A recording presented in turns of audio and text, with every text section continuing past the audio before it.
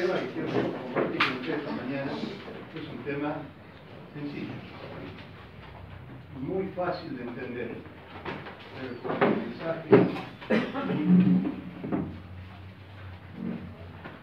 Pero antes quiero comenzar una pregunta. Antes de comenzar, quiero hacer una pregunta.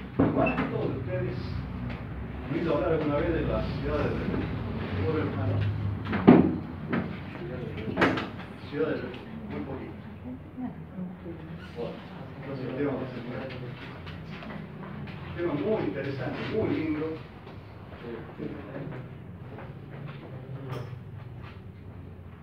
Lo voy a pedir algo. Lo que voy a pedir que ustedes, claro, como este es un tema que está distribuido en 3 libros distintos, que con sus manos, como a ir de un libro a otro, porque algunos dan detalles que el otro no da. Entonces, para que el tema sea claro, lo más claro posible, he tomado los 3 libros. ¿Entienden? Entonces le voy a pedir que vayamos al número, capítulo 35, pongan un dedo ahí. Número 35. Del 9 al 20 vamos a leer. Por supuesto, no todos los versículos, ¿no? Después de Deuteronomio 19, Josué 20. Son los 3 libros que se encuentran en el relato de la ciudad de Refugio.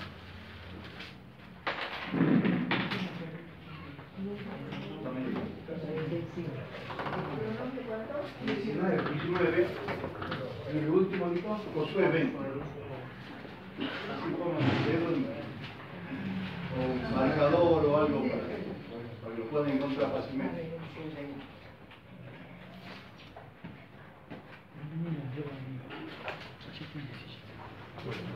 Cuando lo hayan encontrado, me avisan si lo saben.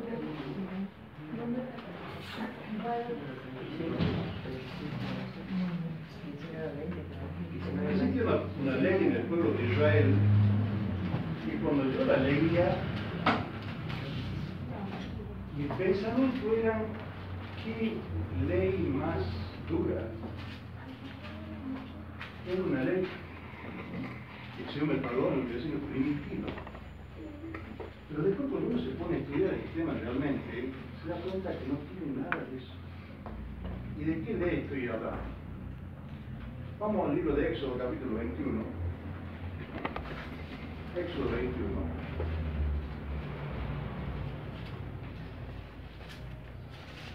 Vamos a leer los versículos 18 y 19 primero y después del 23 al 25.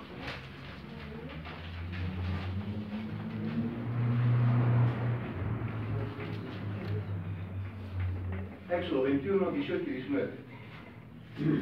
Dice: además, si alguno riñere y uno hiere a su prójimo con piedra o con el puño, pero éste no muriere, pero cayera en cama, si se levantara y anduviere fuera sobre su báculo, Pablo para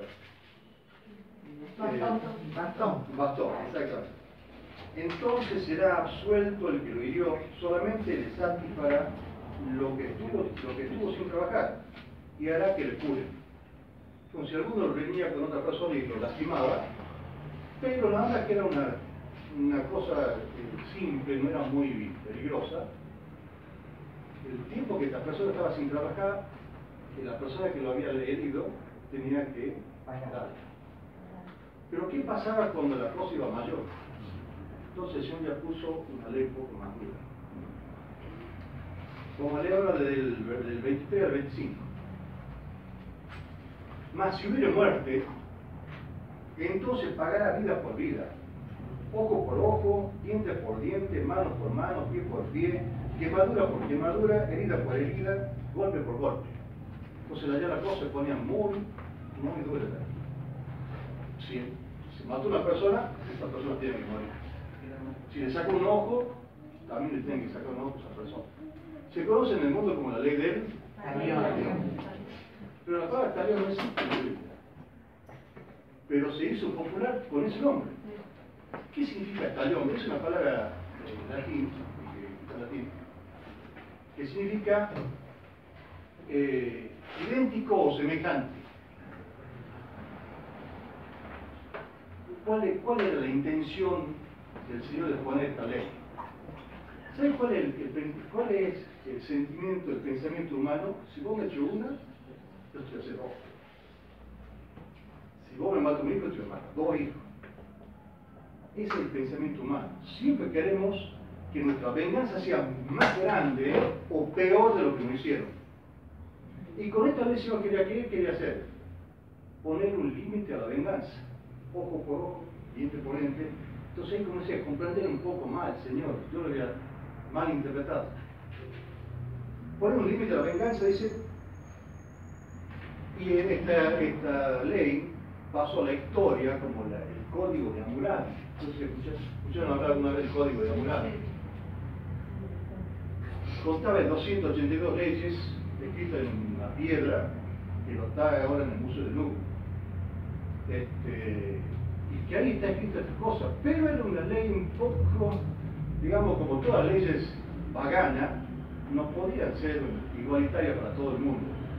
Porque allá en Babilonia, en Hammurabi fue el 6º rey de Babilonia, este rey, bueno, hizo las leyes, pero el pueblo de él estaba dividido en 3 grupos, en 3 sectas. Estaban la gente pudiente, los plebeyos y los esclavos. Esta ley era igual para todo el mundo. Esta ley era ojo por ojo, pero si era entre gente adinerada, ¿no es cierto?, se cumplía esta ley. Pero cuando era de un plebeyo, no, bueno, se pagaba un dinero y se terminaba la cosa, como ocurre hoy en día, ¿verdad? Y si era un esclavo, peor todavía. Pero esta ley, que la hizo famoso justamente el rey Hammurabi, se conoce como el Código de Hammurabi, era mucho más antigua. Y existió antes que existiera Babilonia. ¿Sabe que Babilonia comenzó después del diluvio, ¿no es cierto?, con Nimrod, que fue el primer rey de Babilonia. Vamos al libro de Génesis para ver que esta ley era mucho más antigua que la de Babilonia. Génesis capítulo 9.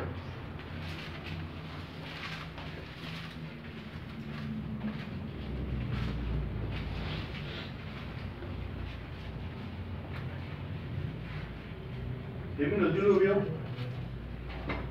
Dios le dijo a Noé,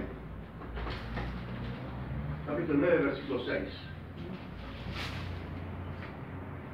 El que derramare sangre de hombre, por el hombre su sangre será derramada, porque a imagen de Dios es hecho el hombre.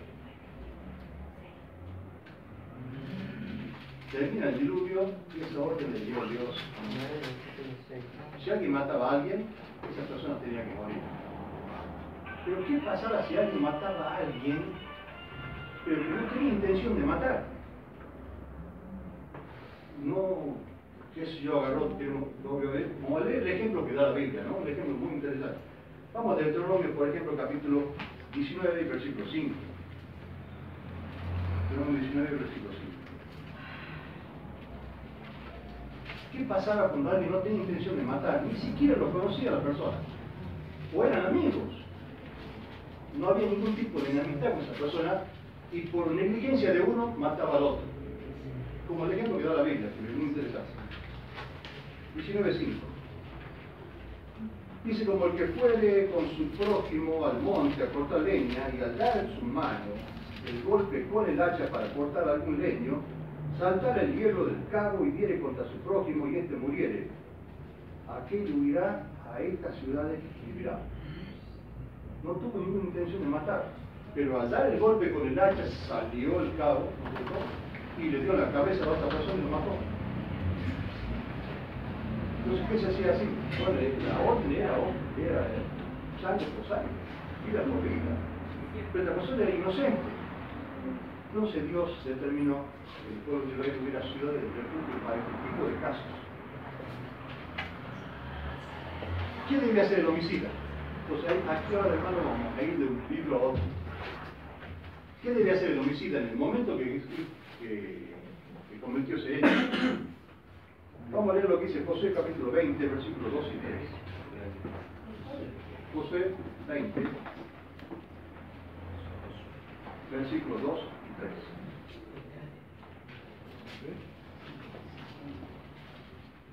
Dice, habla a los hijos de Israel y dile, señalaos la ciudad del refugio, de las cuales yo os hablé por medio de Moisés. para que se acoja allí el homicida que mataría a algunos por accidente y no a sabiendas, o servirán de refugio contra el vengador de la sangre. Cada familia tiene un vengador. Se elige a uno en la familia que venga la sangre cuando alguien del grupo familiar fuera muerto. Entonces, como se enteraban, se imaginan ustedes, la persona, ¿qué tenía que hacer? Huir lo más rápido que podía a esa ciudad de refugio.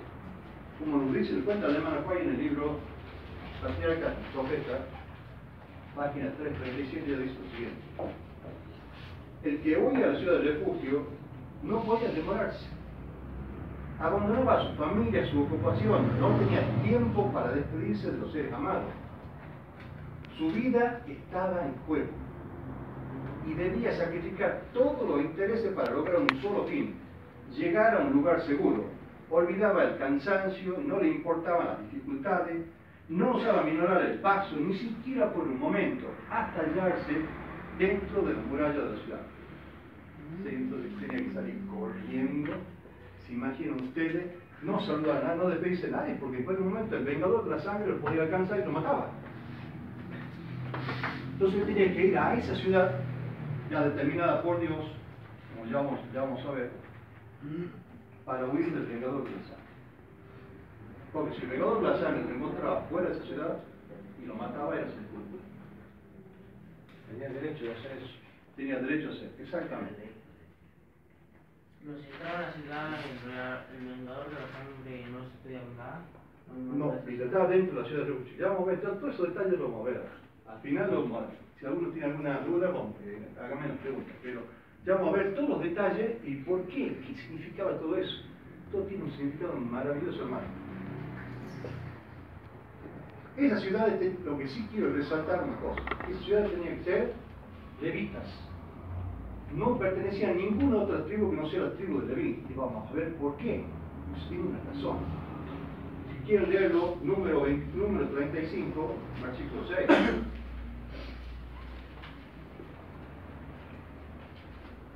Número 35, versículo 6. Y de las ciudades que daréis a los levitas, 6 ciudades serán de refugio, las cuales daréis para que el homicida se refugie allá. Además de estas daréis 42 ciudades. Dentro de todas las ciudades había 6 ciudades que se destinaban para ser ciudades de refugio. ¿Van comprendiendo el tema? ¿Ven que es algo sencillo? Muy fácil de entender, ¿verdad?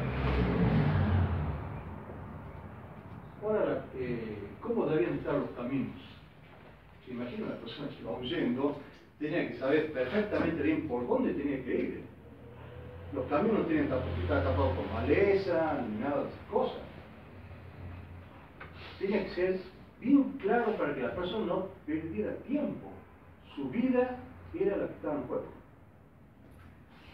Vamos a leer Deuteronomio 19, versículos 3 y 6.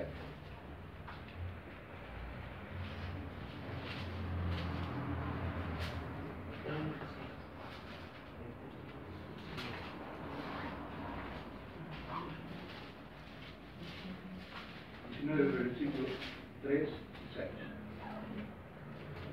Arreglará los caminos y dividirás en 3 partes la tierra de Jehová tu Dios, le dará en heredad y será para que todo homicida huya ahí.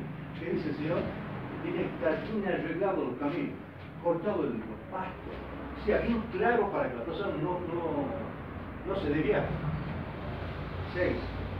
No sea que el vengador de la sangre enfurecido persiga al homicida y le alcance por ser largo el camino y le hiera de muerte, no habiendo ser condenado a muerte por cuanto no tenía amistad con su prójimo anteriormente. Y las ciudades tenían que estar cerca de las demás ciudades. No puede ser una ciudad que estuviera muy lejos. Porque si te imaginas, si tienen que salir corriendo, no llegaría. Así que, o sea, y tampoco tendría que estar en una loma. O sea, cosa que en el momento de llegar a la ciudad, tuvieras encima que escalar y el vengador de la sangre lo alcance. Tiene que estar en una llanura.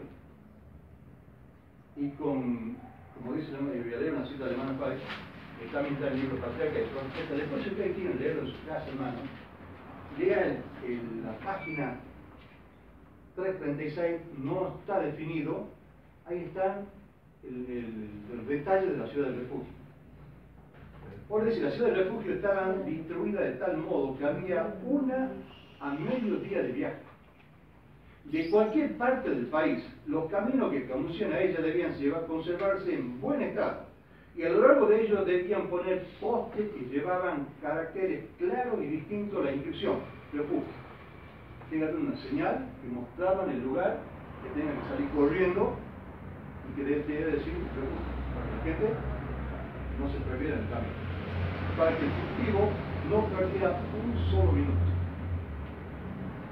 Imagínate el lío que se metió la presa. Terrible, por supuesto, ¿no? Pero dice en otra parte de la Biblia de que Dios entregó a esa persona. No fue casualidad, la casualidad no existe, ¿no? Pero bueno, ese es lo que tenía que hacer esa persona que tuvo la desgracia de matar a alguien sin intención. Tuvo la desgracia. Ahora, ¿qué pasaba una vez que llegaba a la ciudad? Vamos a leer Josué capítulo 20. Versículos 4 y 5.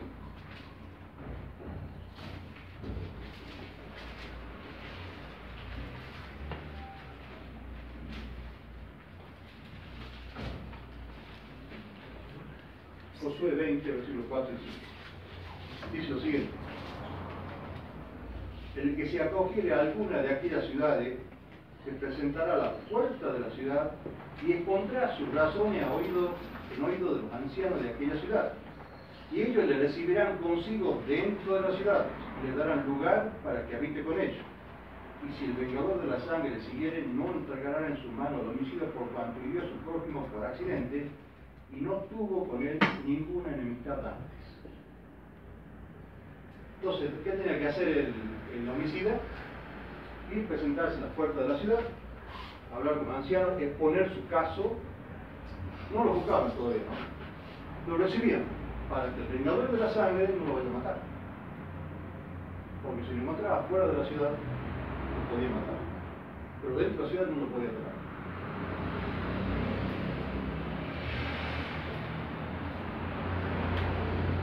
Y después de presentarse a los ancianos, una vez que se presentaba a los ancianos, ¿cuál era el paso que se seguía? Josué 20, versículo 6. Versículo 6. Y quedará en aquella ciudad hasta que comparezca en juicio delante de la congregación, y hasta la muerte del que fuere sumo sacerdote en aquel tiempo. Entonces el homicida podrá volver a la ciudad y a su casa y a la ciudad de donde huyó. Dice acá que tiene que quedarse en aquella ciudad y que comparezca en juicio, porque se imaginan ustedes, todos eran inocentes.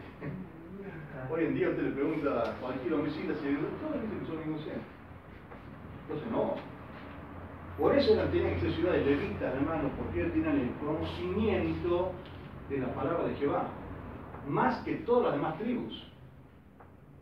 ¿Me entienden lo que les digo? Por eso tienen que ser ciudades levitas. Entonces iban ante los ancianos de la ciudad, exponían su caso y se llevaba un juicio. ¿Y un juicio qué hay? Gente que acusa, gente que defiende, testigos, ¿no es cierto? Y finalmente se da un veredicto. Pero se tiene que hacer un juicio. Y debe quedarse dentro de esa ciudad.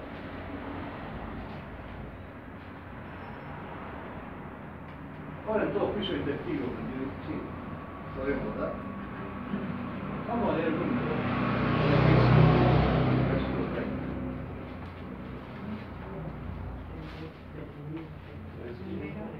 Número 35 y el versículo 30.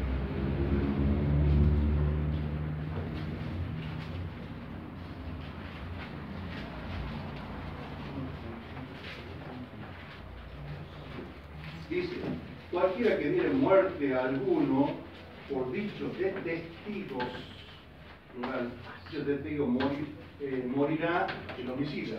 Más un solo testigo no hará fe contra una persona para que muera.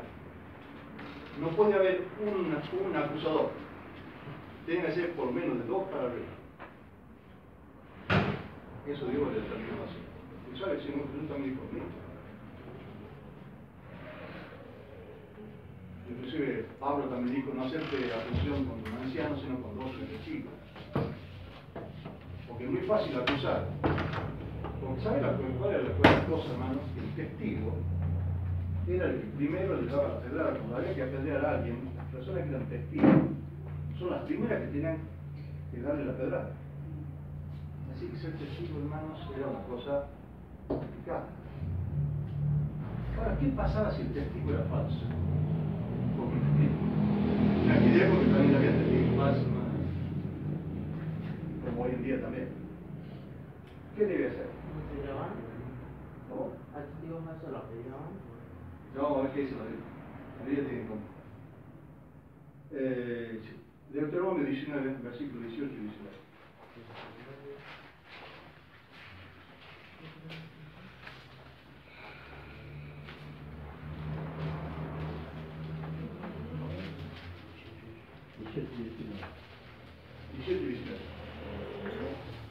Dice lo siguiente.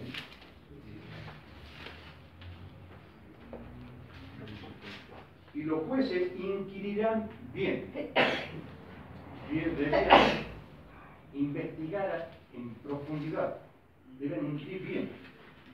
Si aquel testigo fuera resultare falso y hubiera acusado falsamente a su hermano, entonces haréis con él como él pensó hacer a su hermano, y quitarás el mal en medio de él. Cuando se presenta un testigo falso, yo sí lo he visto que lo mataba con toda alevosía y que se resultó que era falso, se hace con ese testigo falso lo mismo que él pretendía que se haga con el otro. Así que era muy complicado para aquellas personas que no decían la verdad. Ten en cuenta, que la ciudad levita, que ellos tenían el urín y el tumín, cualquier duda la presentaban al Señor y no se condenaba a un inocente ni se absorbía a un culpable. El que era culpable era culpable, el que era inocente era inocente.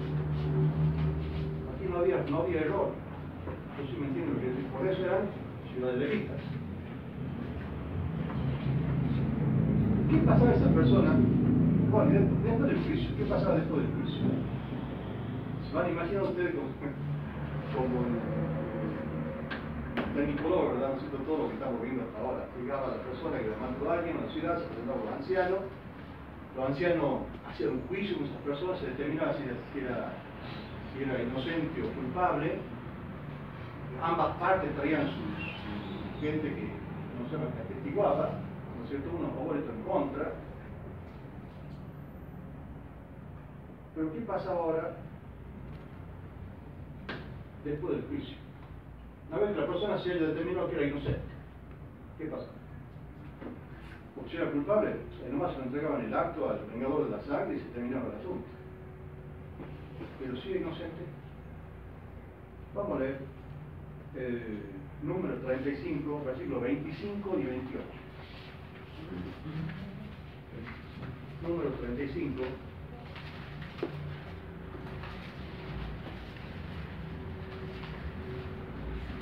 y 28. Y la congregación librará al homicida de mano del vengador de la sangre, y la congregación lo hará volver a su ciudad de refugio, en la cual se había refugiado, y morará en ella, escuchen bien, hasta que muera el sumo sacerdote, el cual fue ungido con el aceite santo. Esta persona se tenía que quedar dentro de la ciudad de refugio hasta que muera el sumo sacerdote, que fue ungido con el aceite santo y que estaba en su momento como sumo sacerdote en el momento en que lo trajeron al homicida. ¿Sí me entienden lo que quiero decir? Y si esa persona vivía 50 años más, tiene que nacer 50 años más. 20 años, 30, el tiempo que fuera. ¿Te imaginas? Qué problema para la persona esa, ¿no? Queriendo ver su familia, su mujer, sus hijos, su mamá, su papá, sus hermanos. Lo que yo interpreto es que él vuelve a su ciudad. Vuelve a la ciudad de él, vuelve a la ciudad de refugio. No puede volver a la ciudad de él, donde él vivía antes. Vuelve a la ciudad de que él tomó como refugio. ¿Me entiendes? Porque había 6 ciudades. Entonces vuelve a la ciudad de él refugio, porque se lo buscaba, y se tenía que quedar dentro de la ciudad. Vivir solito, no sé cómo sería. Por más que haya sido inocente. por más que sea inocente. Hasta que muera el sumo sacerdote que fue ungido con aceite santo. ¿Por qué tenía que esperar hasta que muera el sumo sacerdote? Ya vamos a ver. Y los sumos sacerdotes tenían cargo vitalicio. O sea, Pareciera que sí. es vitalicio, digamos, hasta que muere y de ahí le sucede el hijo. Claro, exactamente. Y tenía que dar hasta la muerte del sumo sacerdote. No se podía ir de la ciudad. ¿Pero qué pasaba esa persona? Claro, se imagina después de 2, 3, 4, 5 días que el sumo sacerdote moría. Y él quería ver a su familia. Se desesperaba, se imaginan, hay padres, me imagino que todos somos papás, somos iguales, nos esperamos por nuestros hijos. Y queremos verlos, queremos estar con ellos para ver cómo están, cómo está llevando la vida. ¿Qué pasa si la persona se salía de la ciudad de refugio? Debe haber un gran cargo de conciencia sobre lo que usted está diciendo, porque acá en América esperaban al Dios barbado. Ellos no tenían intención de matar a nadie. Y ellos mataron a gente que no tenía intención de matar. Claro. Yo creo que parte de nuestra sangre corre un cargo de conciencia hacia aquella raza que nunca, hasta el día de hoy, perdona al inocente que mató. Vamos a ver, hermano, porque esto tiene un significado muy lindo. Y lo que estamos viendo ahora, ustedes dicen, ¿para qué estamos con Es más, historia? el Machu Picchu que decían lo descubre en 1912, o sea, ayer. Cuando fue el descubridor, el arqueólogo, no encontró a nadie. Quiere decir que se han refugiado, en este caso al revés, de los malvados que llegaban a América. Bueno, ya vamos a ver el significado de lo que nos enseña la palabra de Dios. Por supuesto, no voy a mostrar con la Biblia, hermano, porque si no se viene a contar hasta las 3 horas más, por supuesto, mostrando cada cosa que digo con la palabra de Dios, ¿me entienden? O con el libro de Marta. Claro. Bueno, hemos dicho número 35, 25 y 28, ¿no? Fue en su ciudad de refugio deberá aquel habitar hasta que muera el sumo sacerdote, que vuelve a repetir, y después que haya muerto el sumo sacerdote, el homicida volverá a la tierra de su posesión.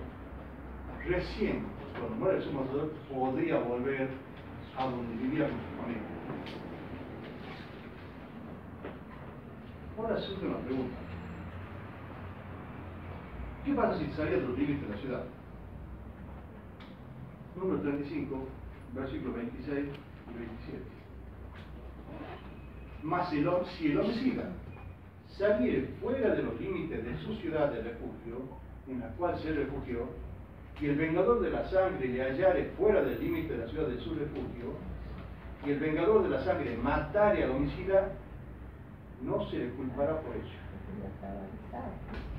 Estaba avisado que no podía salir, pero se imagina usted, después de 10 años, 15 años que están en ese refugio, la desesperación por ver su familia, muchos, me imagino yo, porque si yo le puso esto, porque algunos seguramente iban a cometer ese error, se iban de la ciudad de refugio, y si el vengador de la sangre lo encontraba fuera de la ciudad y lo mataba, era sin culpa, aunque haya sido inocente, como se lo juzgó. Porque ya estaba avisado.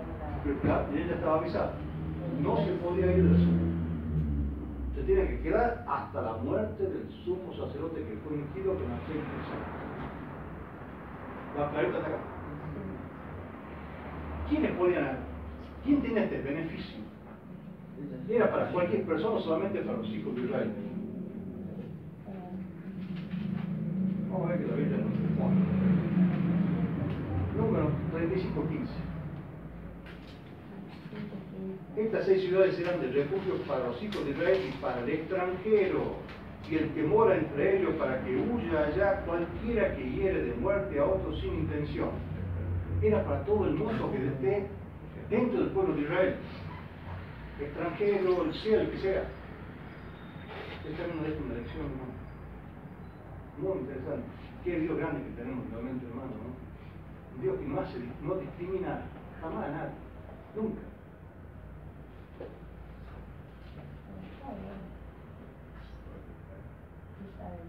¿Cuántas ciudades eran? 6 ciudades. ¿Se acuerdan que eran 6 ciudades, no? 3 de estas ciudades estaban antes de llegar al río Jordán y 3 ciudades estaban pasando el río Jordán. Después ustedes lo pueden leer. Está El número 3, lo podemos decir en el número 35, versículos 13 y 14. 3 ciudades daréis de este lado del Jordán y 3 ciudades daréis en la tierra de Canaán, las cuales serán ciudades de refugio. Total eran 6. Una estaba antes de llegar al Jordán y la otra pasando el Jordán. Todos son detalles muy interesantes. Ahora viene la última pregunta. ¿Por qué solamente los homicidas podían refugiarse en la ciudad? Y los adúlteros, porque de repente alguien lo acusaban de adúltero y no lo mataban, lo apedreaban. Y los ladrones, y los idólatras. Y ustedes leen la palabra de Dios, que mucha gente era muerta, ¿no es cierto? Por tranquilidad, lo que maldecían a su papá o su mamá. Eran muertos. La orden de Dios es que la mueran irremisiblemente. No había perdón para esas personas, para sus hijos que cometían esos pecados tan graves. Pero ¿por qué solamente los homicidas, los que hayan matado a alguien sin intención, se pueden refugiar acá? ¿Sabes? Esa pregunta me la hice un montón de veces. Y durante mucho tiempo, cuando estaba estudiando el tema, no le encontraba una razón valedera para ver el significado de todo esto. Hasta que un día se me dio por leer en el diccionario qué significa la palabra homicida. A veces uno asocia la palabra homicida con asesino. No es lo mismo. Homicida es una cosa, tiene una variación, más o menos parecida, pero no es igual. ¿Qué es un homicida? Según el diccionario, es el que mata u ocasiona la muerte de una persona. Sí, bien, el que mata o por culpa mía alguien tuvo que morir. ¿Entienden lo que quiero decir? Mata que no mata con intención, soy un homicidio. Pero si el caso de este que de forma accidental mató a alguien, ocasiona la muerte de una persona. Ahora la pregunta que hago es la siguiente: ¿todos somos homicidas? Todos somos homicidas. ¿A quién nos mataron? Él tuvo que morir por causa de nuestra. Él tuvo que morir por cada uno de nosotros. Por eso tenemos que buscar una ciudad de refugio. Todos, sin excepción. ¿Para qué lo que quiero decir? Habéis matado al dador de la vida. Pero ustedes me dirán, eso que dijo Pablo en Hechos de los Apóstoles está refiriendo a los fariseos de aquella época. No, hermanos. ¿Y nosotros no nos hemos matado? Todos nosotros nos hemos matado al Señor. Y hay un vengador de la sangre, hermanos. ¿Quién es el vengador de la sangre? El Señor, Dios el Padre de Dios.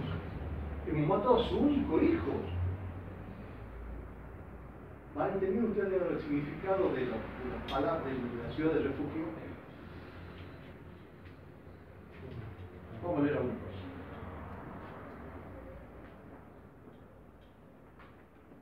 ¿Qué simboliza el camino? ¿Se acuerdan ustedes que hemos leído que el camino a la ciudad de refugio, lo que significa la ciudad de refugio lo vamos a ver al final, porque eso es el justicia del postre, ¿no? Los caminos. ¿Qué significa el camino? Para él, muy bien, hermano. Eso dijo: yo soy el camino, la verdad y la vida. Nadie viene al Padre sino por mí. Por eso el camino tenía que estar despejado, claro, a la ciudad de refugio. Pero viene el enemigo de las almas y ¿qué hace? Las señales que marcaban la ciudad de refugio, el enemigo las dobla para allá, para que la gente no encuentre la ciudad de refugio. Y la señal de ese camino, ¿qué simboliza? Esa es una cosa. En forma especial, señal será entre vosotros, venid vosotros por vuestras generaciones. ¿Qué es? Sábado. Sábado es la señal que me lleva a la ciudad de refugio. Sábado, santo sábado. Entonces el diablo, ¿qué hizo? Apunta para aquí, apunta para allá, para que la gente no encuentre la ciudad de refugio. Lleva por cualquier otro camino. Juicio. Todos somos culpables hasta que se muestra que somos inocentes. ¿Verdad? En el cielo se está llevando un juicio, no le llamamos juicio investigador, ¿verdad? Está investigando nuestra vida desde el momento que tenemos uso de razón nos damos cuenta de lo que es pecado, hasta el momento que se toque nuestro nombre. Y se determina en ese juicio, somos culpables o inocentes de la sangre del Señor Jesús. ¿Se dan cuenta ustedes que solamente los que están inocentes pueden estar dentro de la ciudad? El mundo, la mayoría del mundo, no le importa a Cristo. Cuando le preguntaron al Señor, ¿cuántos se salvan? ¿Qué dijo el Señor? 2/3 partes se perderán y una quedará. La meteré en el fuego y la probaré como se prueba la plata y como se prueba el oro. Y ellos me dirán aquí, este es mi Dios, y yo le diré, este es mi pueblo. Y que toda la humanidad, de todos los años sin fin, 2/3 partes se pierden. 2/3 no le importa la salvación, no le importa el Señor, no le importa absolutamente nada. Ellos serán culpables de la sangre de Cristo. Los que estén dentro de la ciudad de refugio, sean hijos de salvación, son para Dios inocentes. Mataron pero sin intención. ¿Me entienden lo que quiero decir, hermano? 3 ciudades antes del Jordán y 3 ciudades pasando el Jordán. ¿Y por qué? Quiero también aclarar también por qué hasta la muerte del sumo sacerdote que fue ungido con aceite santo. Si el sumo sacerdote no moría por nosotros, solamente la muerte del sumo sacerdote dice que la persona era librada para volver a su hogar. ¿Y qué hogar? El hogar que hemos perdido cuando Adán pecó. No el hogar de acá. No sé si me entienden lo que les quiero decir. Nosotros hemos perdido nuestro hogar, nuestra felicidad allá cuando comenzó el primer pecado en este mundo. Es un mensaje para toda la humanidad. ¿Van a entender lo que quiero decir, hermano? 3 ciudades antes del Jordán y 3 ciudades después del Jordán. ¿Cuáles son las 3 ciudades de refugio que están antes del Jordán? El Jordán, ¿qué simboliza? Los eventos finales, hermano, cuando ya estamos cruzando el Jordán, ya estamos, no sé si en medio del río ya, o si estamos llegando a la orilla, porque la verdad las cosas que están pasando en este mundo, ya, ¿qué falta que se cumpla? ¿Qué profecía falta que se cumpla? Cristo ya está a la puerta. Vamos a ver cuáles son las 3 ciudades de refugio. Las 2 primeras, bueno, ya les digo, en algunos casos puede resultar no ser de refugio, pero la tercera sí. Y le voy a explicar por qué. Primera ciudad de refugio, nuestro hogar. Desgraciadamente a veces en un hogar, por ejemplo, hay una sola persona que es adventista y todos los demás no son adventistas. Entonces, para esa persona es difícil que sea un lugar de refugio su casa cuando todo el mundo tiene en contra. Yo recuerdo que había una señora que está descansando en Cristo, y ella me decía que no podía estudiar, que cuando estaba estudiando la Biblia le ponían el televisor alto, ponían música, que la aturdía, no estaba orando, le entraban las piezas, por ejemplo, le hacían asustar. Por eso no se le refugio en su hogar.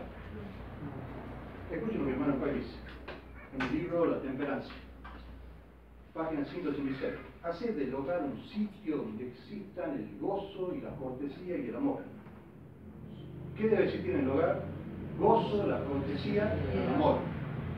Si la vida hogareña es lo que debe ser, los hábitos que allí se formen, ¿en dónde? En el hogar, en la primera escuela. Tiene que ser la primera ciudad de refugio. Porque constituyen una poderosa defensa contra los asaltos y de la tentación cuando el joven abandone el refugio del hogar y vaya al mundo. Y un consejo que leí 2 citas de mamá que me parecieron maravillosas para las personas recién casadas, para las personas que están por casar, y para los que tenemos algunos años también de bueno que me hagan recordarlo. En el libro La Fe por Cual Vivo, página 254, dice el hermano Pablo lo siguiente: alrededor de cada familia, escuchen bien, hermano, escuchen bien, para que el hogar sea una casa de refugio. La Fe por Cual Vivo, libro de meditación matinal. Alrededor de cada familia se extiende un círculo sagrado que no debe romperse dentro, que no debe romperse. Dentro de este círculo nadie tiene el derecho de entrada. ¿Escucharon bien, hermano?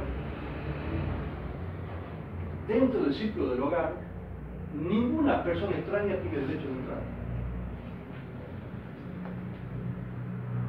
que el marido o la mujer no dejen que un extraño esté al corriente de las confidencias que a ellos solo les importan. Ni el marido o su amigo, como se le pasa esto, no, eso tiene Cristo. Para eso conversarlo con su señora. O a la mujer, que siempre tiene una confidente, una amiga. Esa amiga tiene otra amiga, y finalmente se desparrama por todo lado. No, hermanos. La casa tiene que ser la ciudad de refugio. No puede entrar nadie en las confidencias que solamente al marido y a la mujer les interesa. Incluidos los hijos. Incluidos los hijos. Y si Hay cosas que solamente los matrimonios no tienen que saber. ¿Por qué hacen los participan los hijos? Si el jefe de familia, por ejemplo, está empleado en Monsanto, que es fábrica de veneno, y su familia no llega nunca a entender que él es parte de un crimen, esa familia se va a crear sobre una filosofía de un padre que tal vez tampoco se da cuenta que por un sueldo está siendo esclavo de una empresa criminal, digamos. ¿Cómo hacemos ahí? Claro, pero yo le quiero decir a usted, hermano, yo estoy hablando del círculo familiar. Bueno, Sí. hay muchas familias, yo lo que veo justo ese punto que usted dice, Sí. hay muchas familias, usted recién dijo que criminales, la definición de criminales, ¿no es cierto? Y hay muchas Sí. familias hoy en día que no se dan cuenta por el hecho de ganar un sueldo, que están trabajando a favor de criminales.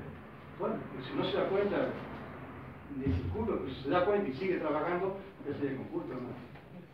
Y en realidad se estaba hablando más bien de la familia cristiana, ¿no? Exactamente. Era esa la idea, el ejemplo de una familia Porque hoy se cristiana. ve, vos viste, en los remedios, no sabemos por el Claro, gusano, y dale, usted va a un hospital y le dan, tome, ¿cómo sabemos nosotros? Ante lo que está pasando. Claro, si usted no piense mal, si le dieron algo que no debía darle, qué sé yo, que no era de buen origen, si usted no lo sabe, es sin culpa. Pero si usted sabe, sabiendo lo recibe, sí, entonces sí, a Dios le nuestra culpa.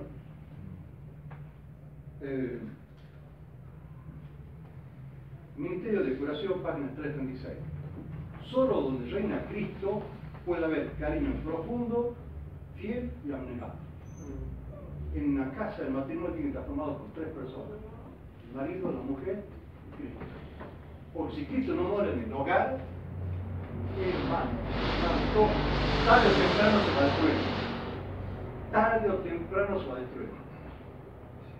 Cristo tiene que estar como cabeza de cada uno de los hogares cristianos.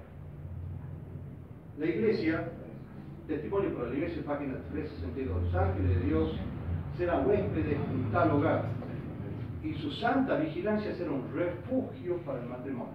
Entonces Dios, ¿qué es lo que hace? Manda a sus ángeles para que cuiden ese hogar, para que no permita que nada malo le ocurra. Entonces es la primera ciudad de refugio. Por eso yo le comienzo le dije que no siempre se puede tomar al hogar como una ciudad de refugio, porque muchas veces uno no es cristiano, uno no es consagrado a Dios, un hijo que quiere obedecer a Dios, y los demás no. Ahora vamos a la segunda ciudad de refugio. ¿Cuál sería la segunda ciudad de refugio? La iglesia, hermano. La iglesia. Hechos de los Apóstoles. La iglesia es la fortaleza de Dios, su ciudad de refugio que sostiene el mundo en rebelión. Cualquier traición a la iglesia es traición hecha a aquel que ha comprado a la humanidad con la sangre de su Hijo unigénito. Cualquier traición que se le haga a la iglesia de Dios es como si se lo hiciera a Dios mismo. Dios nos cuida, página 114. La iglesia de Cristo en la tierra está en medio de la oscuridad moral de un mundo desleal, que está pisoteando la ley de Jehová. Los brillantes rayos del sol de justicia, resplandeciendo a través de su iglesia, reunirán en el aprisco a todas las ovejas perdidas y descarriadas que vayan a él y encuentren refugio. Encuentren refugio en él. Hallarán paz, luz y gozo en aquel que paz, justicia posee. Entonces, ¿qué hace la iglesia? Va a buscar a todas aquellas personas perdidas y se va a convertir en Cristo, para que se refugien, ¿no es cierto?, en esa ciudad. Por eso no debemos dejar de congregarnos nunca, hermanos. Esta es nuestra ciudad de refugio. acá se manifiesta el Señor. Necesitamos de su espíritu para soportar una semana más cuando salimos al mundo. Como decía un hermano, se tiene que llenar nuestras pilas para que esas pilas duren una semanita nada más, hermanos.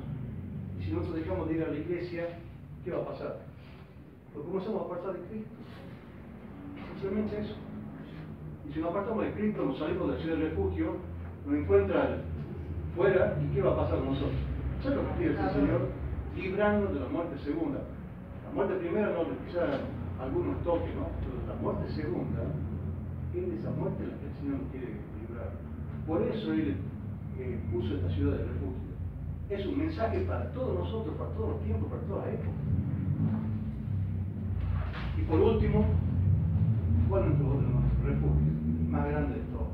Y más virtual. El más maravilloso, el más hermoso de todas las personas que uno puede conocer a través de la palabra. Es un ser tan hermoso, tan simétrico su carácter, tan digno de ser alabado, de ser imitado. No hay otro refugio más hermoso que él. Cuando los otros refugios me pueden fallar, Cristo no me falla, jamás, nunca. Yo quiero dar un testimonio digo yo. Un segundito. Ah. Termine el tema, ahí vamos a charlar de Bueno, lo que perfecto. ¿Ah? Disculpe, no, termine, ahí a conversar. Ya falta poquito más. Bueno. Hijos de hijos, como siempre lo fueron, un pequeño rebaño. Como dice el Señor, que yo no preocupé manada pequeña, porque a vuestro Padre les ha sido dado su reino. Pero si permanecen de parte de la verdad que está revelada en su palabra, Dios será su refugio. Están bajo el amplio escudo de la omnipotencia. Dios siempre, escúcheme, Dios siempre constituye mayoría. Aunque seamos un poquito, con Cristo somos muchos. ¿Quién nos puede vencer? Si tenemos a Cristo en el corazón. ¿Quién? ¿Alguien puede vencer? Nuestra elevada vocación, otro libro de Predicaciones Matinales, página 319, sigue. Es únicamente la estrechez de nuestra visión lo que impide que discernamos de la benevolencia de Dios manifestada tanto en la disciplina a que somete a la iglesia. A veces Dios castiga a la iglesia, ¿no? Como en las grandes bendiciones que Él provee en todo tiempo de dificultad y confusión. Dios es un refugio seguro para su pueblo. Decía toda la gente, página 634. Así como en el lenguaje de quien tenía autoridad divina, Cristo entregó a su electa iglesia en los brazos del Padre. Como consagrado sumo sacerdote intercedió por lo suyo. Como fiel pastor reunió a su rebaño bajo la sombra del Todopoderoso, en el fuerte y seguro refugio.